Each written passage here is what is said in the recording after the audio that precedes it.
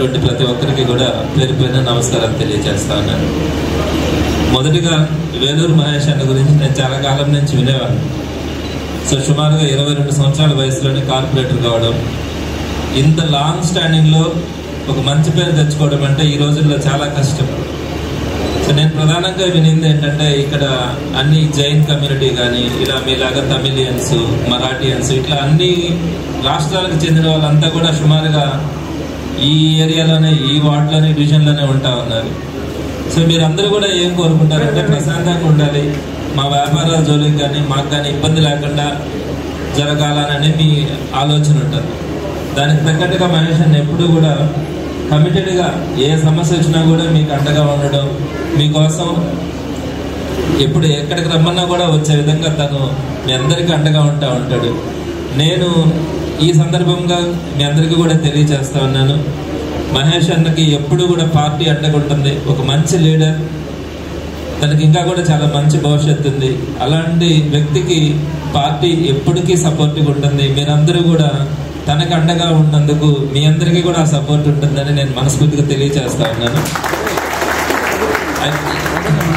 ఇంకొక 2 మాటలు చెప్పి క్లోజ్ చేస్తాను, ఇప్పటికి సమయం అయింది కాబట్టి. జగన్మోహన్ రెడ్డి గారు ఎప్పుడు కూడా ఒక మాట చెప్తే ఆ మాట మీద నిలబడాలా, మనం చేయగలిగిందే చెప్పాలి అనే ఆలోచన కలిగినటువంటి వ్యక్తి. సంక్షేమ పథకాల గురించి మొదట్లో చంద్రబాబు నాయుడు గారు ఇన్ని పథకాలు చేయడమే కుదరదు, 5 ఏళ్ళు ప్రభుత్వం కూడా ఉండదు, ఇంపాసిబుల్, ఇన్ని కానీ జరిపితే మన రాష్ట్రం శ్రీలంక అయిపోద్దని చెప్పాడు. కానీ జగన్మోహన్ రెడ్డి గారు 5 సంవత్సరాల పాటు ప్రతి పథకాన్ని కూడా, ఎన్ని బాధలున్నా, ఎన్ని కష్టాలున్నా, అవసరమైనటువంటి ప్రతి ఒక్కరికి కూడా అందించారు. అదే కాదు, అభివృద్ధి కార్యక్రమాలు కానీ, ఉద్యోగాలు కూడా. ఉద్యోగాల గురించి నేను ఒక చిన్న మాట చెప్తాను. జగన్మోహన్ రెడ్డి గారు సంక్షేమ పథకాలు బాగా చేస్తా ఉన్నారు, ఉద్యోగాలు లేవని చెప్పి చంద్రబాబు మాట్లాడతారు. నేను ఒక వాస్తవం చెప్తా ఉన్నాను. చంద్రబాబు నాయుడు గారు 5 సంవత్సరాల పరిపాలనలో 34,000 ప్రభుత్వ ఉద్యోగాలు ఇస్తే, జగన్మోహన్ రెడ్డి గారు 4,40,40,000 ప్రభుత్వ ఉద్యోగాలు ఇచ్చారు. దాంట్లో వాలంటీర్స్ 2,15,000. సరే, అవి పక్కన పెడితే 2,22,000 ప్రభుత్వ రెగ్యులర్ ఉద్యోగాలు ఇచ్చారు. దేశంలో ఏ రాష్ట్రంలో ఏ ముఖ్యమంత్రి కూడా 5 సంవత్సరాల పాలనలో 2,22,000 ప్రభుత్వ రెగ్యులర్ ఉద్యోగాలు ఇచ్చింది. అట్లాంటి వ్యక్తిని పట్టుకొని 34,000 ఉద్యోగాలు ఇచ్చిన చంద్రబాబు నాయుడు, నువ్వు ఉద్యోగాలు ఇవ్వలేదు, నువ్వు అన్ని సంక్షేమ పథకాలుగా ఖర్చు పెడుతుంటావు అని మాట్లాడతాడు. ప్రతి ఒక్కటి కూడా అబద్ధం. చంద్రబాబు నాయుడు గారు చెప్పేది ఏంటంటే, హైదరాబాద్ నేనే సృష్టించాను, హైదరాబాద్ నేనే కట్టాను అంటాడు. ఏడ నారాయణ ఉన్నాడు, ఆయన చెప్తాడు నెల్లూరు నేనే సృష్టించాను, నెల్లూరు అభివృద్ధి నా వల్లే జరిగింది అంటాడు. ఒక్కటి అడుగుతా, నేను ఎప్పుడు కూడా ప్రెస్ మీట్ పెట్టినప్పుడు, నారాయణ గారు, 100 కోట్ల రూపాయలతో మీరు ఏదైనా స్టేట్ గవర్నమెంట్ నుంచి ఫండ్ తీసుకొచ్చి నెల్లూరులో అభివృద్ధి చేసింది ఒక్కటి చూపించండి, నేను రాజీనామా చేస్తానని కూడా చెప్పాను. అదే మన 5 సంవత్సరాల వైఎస్ఆర్సీపీ గవర్నమెంట్లో సంక్షేమ పథకాలతో పాటు రామలింగాపురం దగ్గర ఫ్లైఓవర్ బ్రిడ్జ్ కట్టుకున్నాం, చాలా చక్కగా ఉంది. ఆ పక్కనే సర్వేపల్లి కెనాల్కి రివిట్మెంట్ చేసుకున్నాం, అద్భుతంగా తయారవుతా ఉంది. జాఫర్ సాహెబ్ కెనాల్కి రివిట్మెంట్, మైపాడు రోడ్ అద్భుతంగా తయారవుతా ఉంది.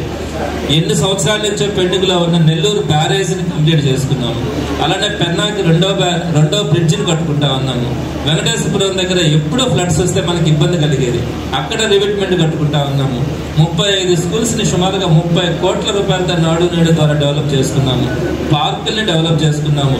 ఇవన్నీ కళ్ళకు కనపడుతున్నాయి. అర్బన్ హెల్త్ సెంటర్స్ ని డెవలప్ చేసుకున్నాము, షాదీ మంజిల్ని డెవలప్ చేసుకున్నాము. ఇవన్నీ మనం చేసుకుంటే అండర్ గ్రౌండ్ డ్రైనేజ్ కోసం 830 కోట్లు, ఒక్క రూపాయి కూడా స్టేట్ గవర్నమెంట్ నుంచి తీసుకురాకుండా అప్పు చేసి దాన్ని కూడా సర్వనాశనం చేశారు. ఆ డబ్బులు కూడా మనం కట్టాం. ఈయన నేను అభివృద్ధి చేశాను, నెల్లూరు నా వల్లే బతికిందని చెప్పి మాట్లాడుతుంటే చాలా బాధ అనిపిస్తుంది.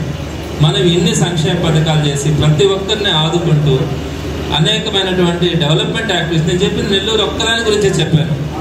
స్టేట్ వైడ్గా అనేకమైనటువంటి కంపెనీలు కూడా వచ్చినాయి, ఇంత డెవలప్మెంట్ జరిగింది. జగన్మోహన్ రెడ్డి గారి గురించి ఇంకొక మాట చెప్తాను. అటుపక్క నారాయణ గారు కొన్ని 1000 కోట్ల సామ్రాజ్యం ఉంది అని చెప్తారు, 5 సంవత్సరాలకు ఒకసారి కనపడతారు. అటువంటి వ్యక్తి ఎంత ఖర్చైనా పెడతారని తెలిసినప్పుడు, ఒక రూలింగ్ పార్టీలో 151 సీట్లతో ముఖ్యమంత్రిగా ఉన్నటువంటి జగన్మోహన్ రెడ్డి గారు ఎవరినైనా అతనికి ధీటుగా అంతకంటే ఎక్కువ ఖర్చు పెట్టేవాడిని పెట్టాలనే ఆలోచన జనరల్గా ఎవరైనా చేస్తారు.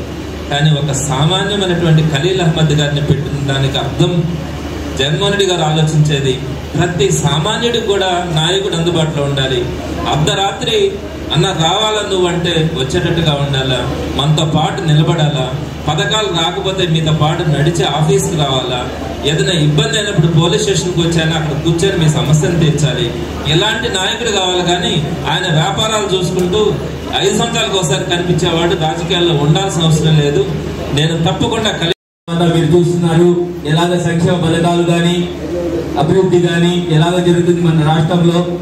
ఎక్కడ దేశంలో ఎక్కడ లేని విధంగా మన రాష్ట్రంలో సంక్షేమ పథకాలు ప్రతి ఒక్కరు లబ్ధి పొందుతున్నారు.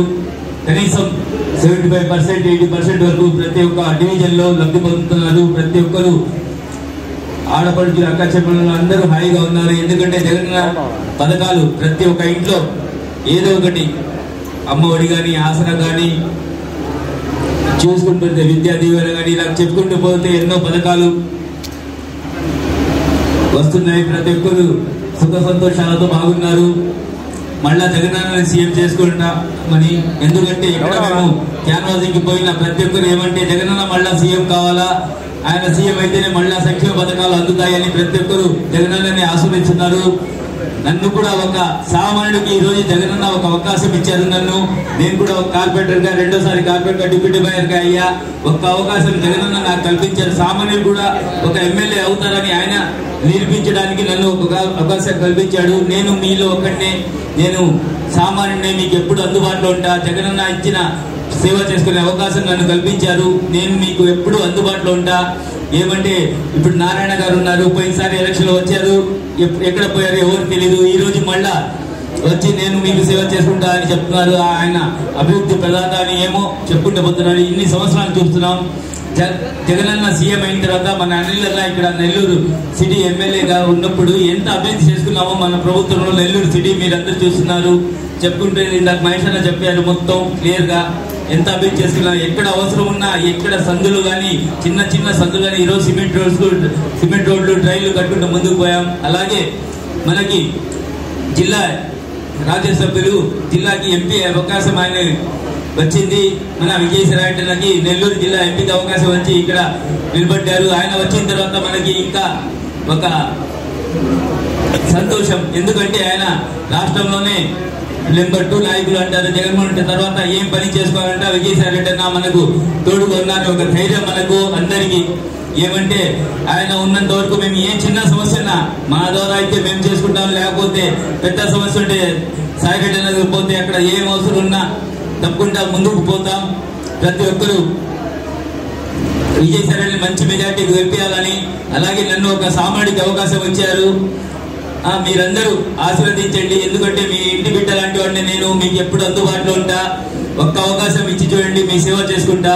అలాగే మనకి జిల్లా అధ్యక్షులుగా చంద్రశేఖర్ రెడ్డి అన్న ఉన్నారు. మనకి ఎప్పుడు అందుబాటులో ఉంటారు. ఏ అవసరం ఉన్నా చంద్రశేఖర్ రెడ్డి మనకు తోడుకుంటారు. అందరూ కలిసికట్టుగా వైఎస్ఆర్ కాంగ్రెస్ పార్టీని గెలిపించుకుంటే తప్పకుండా మేమందరం కలిసి, నేను ఒక సామాన్య, ఎందుకంటే మేమందరం ఒకటి మేషాల కానీ నేను కానీ కార్పొరేటర్లు మేము ఈ రోజు ఒక అవకాశం వచ్చింది కాబట్టి మీ ముందు నిలబడి మాట్లాడుతున్నా. మరాఠీ సోదరులు అలాగే తమిళ సోదరులు అందరికీ ఒకే మాట చెప్తున్నా, మీకు ఎప్పుడు అందుబాటులో మహేష్ ఉంటాడు. మేము కూడా అలాగే ఎప్పుడు మీకు అందుబాటులో ఉంటాం. మీ ఏ చిన్న సమస్య ఉన్నా పరిష్కారానికి ముందుంటాం. ఏమంటే మీరు వ్యాపారస్తులు, మీకు ఏ అవసరం ఉండదు ఎవరితో, కానీ ఎప్పుడు మీకు ఏ అవసరం ఉన్నా మేము ఉంటామని ఒక భరోసా ఇస్తున్నాం. మీకు ఎప్పుడు ఏ రోజైనా మీకు అందుబాటులో ఉంటాం.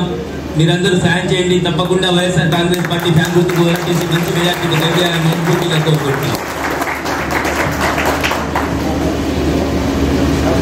నెల్లూరు జిల్లా వార్తలను అత్యంత వేగంగా అందిస్తున్న మీ సింహపురి న్యూస్ ఛానల్ ను సబ్స్క్రైబ్ చేయండి. అందులోని ప్రతి వీడియోని లైక్ చేయండి, షేర్ చేయండి, మరింత మంది చేత సబ్స్క్రైబ్ చేయించండి. నెల్లూరు జిల్లా జర్నలిస్టుల మిత్రుల సహకారంతో ప్రారంభమైన ఏకైక ఛానల్ సింహపురి న్యూస్, అణగారిన వర్గాల గొంతుక.